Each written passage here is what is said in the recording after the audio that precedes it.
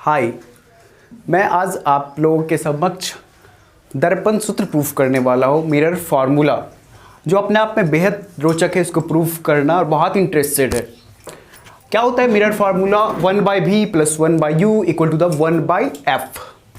v होता है प्रतिबिंब की दूरी, u क्या होता है वस्तु की दूरी और f क्या होता है फोकस दूरी। तो हम इसको प्रूफ करेंगे, अभी अवतल दर्पण में प्रूफ करेंगे, ठीक है, इन अ कनकेव मिरर।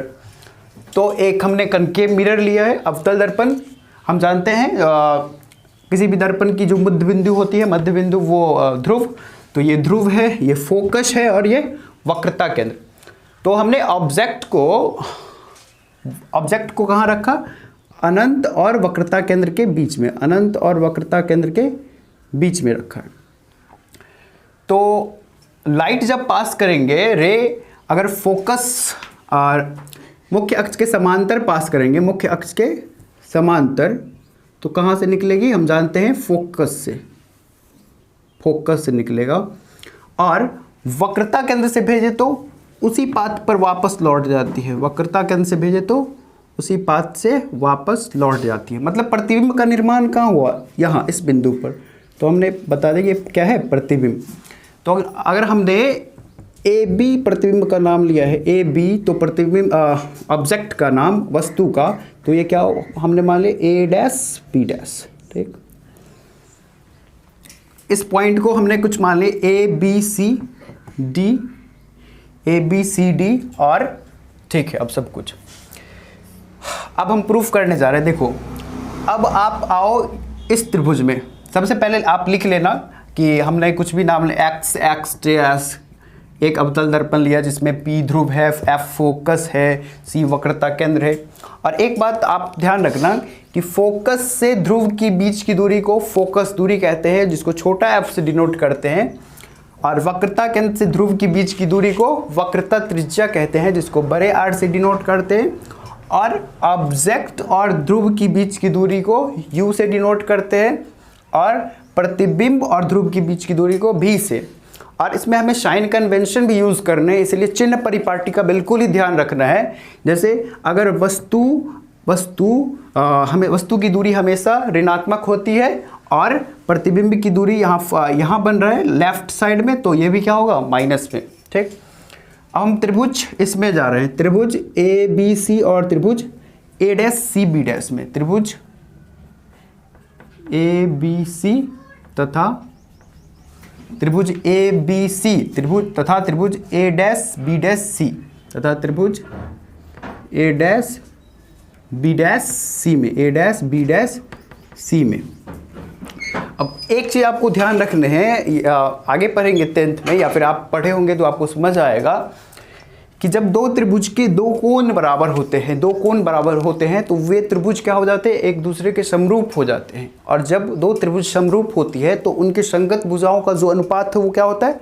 बराबर होता है। तो ये बात हमें ध्यान रखनी है। तो अब इस त्रिभुज को नोटिस करो, तो ये एंगल इसके बराबर होगा किससे? वर्टिकली अपोजिट एंगल, शीर्षाभिमुख कोण। तो angle A C B is equal to the angle A dash C B dash, angle A dash C B dash, ठीक है, वर्टिकली अपोजिट एंगल, ठीक है। और ये 90, ये भी 90। हमेशा जो ऑब्जेक्ट रखते हैं या प्रतिबिंब का निर्माण होता है वो 90 डिग्री पे होता है, मतलब 90 डिग्री पे ही रखते हैं। तो एंगल बी ए सी, या फिर शॉर्ट में लिखते, टाइम कम है, वीडियो लंबा तो फिर ज़्यादा डाटा का बनेगा, मतलब angle A is equal to the angle A dash कितना डिग्री? 90 डिग्री। सो दो एंगल इक्वल हो गए, इसलिए ए समरूपता से क्या हो जाएंगे? ये दोनों त्रिभुज समरूप हो जाएंगे। मतलब ट्रायंगल ए बी सी समरूप हो जाएंगे किसके? Triangle A dash B dash C. अब जब दो त्रिभुज समरूप होंगे तो उनके संगत भुजाओं का अनुपात बराबर होगा। तो देखो, ये एंगल इसके बराबर, ये एंगल इसके बराबर, तो ऑब्वियसली ये एंगल किसके बराबर होगा? ये इस एंगल के। हाँ, ये देखो, ये 70 है, ये भी 70, ये 90 है, तो ये भी 90 अगर हम ले लिए, ये 90 मान लिए, या फिर 80 ले लो, कुछ भी 80, तो 80 70 30 70 80, तो ये भी फाइनली कितना हो जाएगा 30। मतलब दो एंगल को आप इक्वल करोगे तो थर्ड एंगल अपने आप क्या हो जाएंगे, इक्वल हो जाएंगे। तो ये दोनों त्रिभुज समरूप हो गए। अब समरूप हो गए तो दोनों त्रिभुज के संगत भुजाओं का अनुपात समानुपात में होगा, मतलब समानुपाती होंगे। तो देखो इस कोण के सामने की भुजा AC, पहले इधर लिख लेते हैं, इस कोण के सामने की भुजा AB बट्टे, फिर ये दोनों कोण समान है, फिर इस कोण के सामने की भुजा A' B' बराबर इस कोण के सामने की भुजा AC और इस कोण के सामने की भुजा A', ठीक। अब AC को किस नाम से जानेंगे, AC को किस नाम से जानेंगे, तो P से AC को पहले लिख लेते हैं। AC को क्या लिख सकते हैं, AP में से अगर हम PC माइनस करें, AP में से PC को काट के निकाल दो तो आप क्या बचेगा, AC ही बचेगा। मतलब AP minus PC upon A' को क्या लिख सकते हैं, A' को देखो PC में से PA' माइनस कर दीजिए। अब PC में से PA' को काट के निकाल दोगे तो क्या बचेगा, A' बचेगा, ठीक। अब फिर से देखिए AB बट्टा A', को क्या लिख सकते हैं। अब AP को हम किस नाम से जानते हैं, AP को किस नाम से जानते हैं, AP क्या है, वस्तु की दूरी। यहाँ हम ऑब्जेक्ट रखे तो क्या लेंगे U, और U का साइन क्या होगा, माइनस। क्यों, क्योंकि हमेशा वस्तु की दूरी माइनस ही होती है। वैसे भी चिन्ह परिपाटी के अनुसार ये बाएं साइड में क्या होगा, -U। देखिए माइनस ये वाला पहले से है। PC क्या है, PC वक्रता केंद्र से फोकस की ध्रुव के बीच की दूरी को वक्रता त्रिज्या कहते हैं, जिसे हम R से डिनोट करेंगे। और R किस में लेंगे, माइनस में, क्योंकि ये भी क्या है, बाईं ओर है।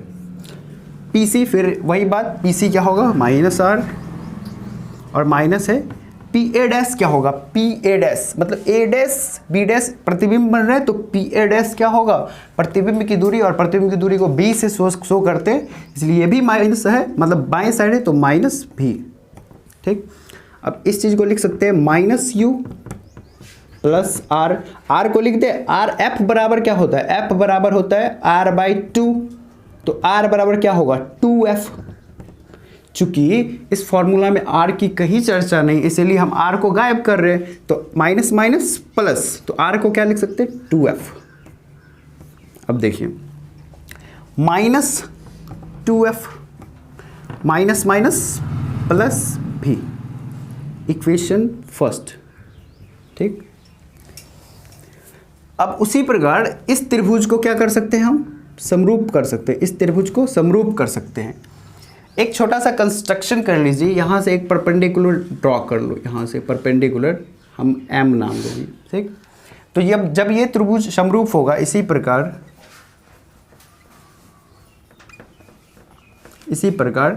त्रिभुज A' त्रिभुज A'/B' F समरूप होंगे, त्रिभुज A'/B'/F समरूप होंगे त्रिभुज किसके, MDF के, त्रिभुज MDF के। समझ क्यों, ये एंगल इसके बराबर, ये 90, तो A समरूपता से समरूप हो जाएंगे।